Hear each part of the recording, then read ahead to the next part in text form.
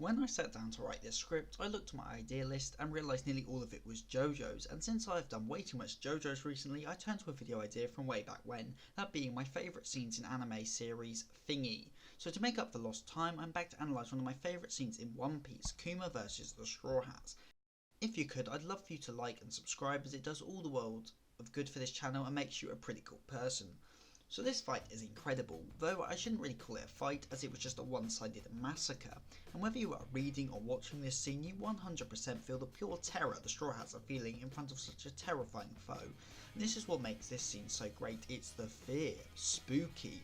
At this point in the story, Luffy was still struggling to defeat warlords, only beating Crocodile through luck and knowing his one weakness, and beating Moria with the help of metric tons of shadows and the rest of the crew, plus you know, is Moria.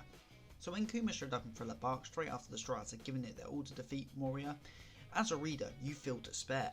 If they had struggled so much to defeat one warlord, how the hell are our heroes meant to fight another one?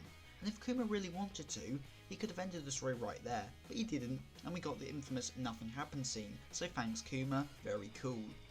But after seeing how just a small fraction of his power could injure Zoro so badly, it made it clear to the reader that Kuma was powerful and dangerous. Plus, he is physically intimidating and downright terrifying if he is looming over you, even with those berries.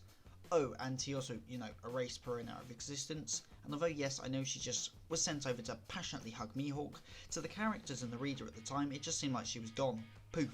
So there was always the present threat, that Kuma could just show up and erase Luffy and the gang out of existence, and then in the Shabody archipelago, he did. The terror on Luffy's face is especially moving as he is in utter shock and fear. Out of all the things in the world, the Straw Hats are the things that Luffy holds most dear, because of the power of friendship, and they mean Zawado to him. So to see him stood there unable to stop his loved ones be taken away from him is just tragic. And even more tragic is the way the other characters react, as in the moment you get to see each of their truest selves. Brook, despite only having been in the crew for a short time, happily threw himself in the way of Kuma to protect the rest of the crew, and that is because he is eternally grateful for Luffy and the Straw Hats, so much so that he would throw away his life for them in an instant, although to be fair, he's already dead.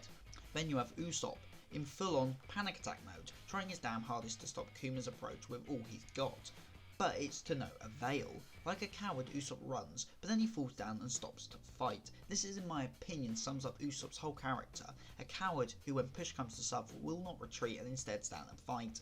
Even in this case, he was lying down and absolutely terrified. Chopper, like Brook, is willing to lay down his life, or in this case throw aside his humanity, as he willingly transforms into Monster Point, a form which he can't control in order to protect the others, and was actually quite a big sacrifice to use pre-time skip, because after time skip, it wobbles around. And although in the end it amounts to nothing, the thought's what counts.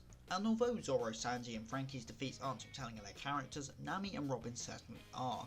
Nami calls out for Luffy's health, mirroring how she did in Arlong Park. This shows how drastic the situation has become, as Nami is acting just like she did in arguably the most important arc for a character. And then you have Robin.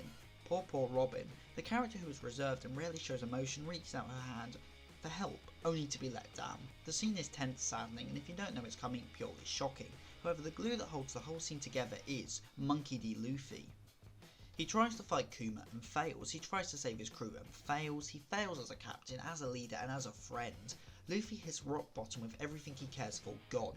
He couldn't even save a single one of his friends, and the way a bubble pops every time a Straw Hat vanishes is masterful, as it just gives you the dread that none of them will be safe, as bubbles will always pop eventually. And also, every time a bubble pops you can take a shot and shout, "Another one bites the dust of it." And that's all there is to it really. It's just a great scene, up there with Zoro's Nothing Happened, Whitebeard's speech, Mihawk vs Zoro, and even Sanji vs Luffy. Oh, and how could I forget I Want to Live. But One Piece is a long series in all fairness, and in my opinion the best manga ever written, which if you disagree with me, argue in the comment section. So with all that said, I'll ask you to like, subscribe and follow my Twitter, because it's a fun time. And tell me your favourite One Piece scene down in the comment section below. And as always, I've been Seth the Sin, the deadly sin of geek, and I am signing out.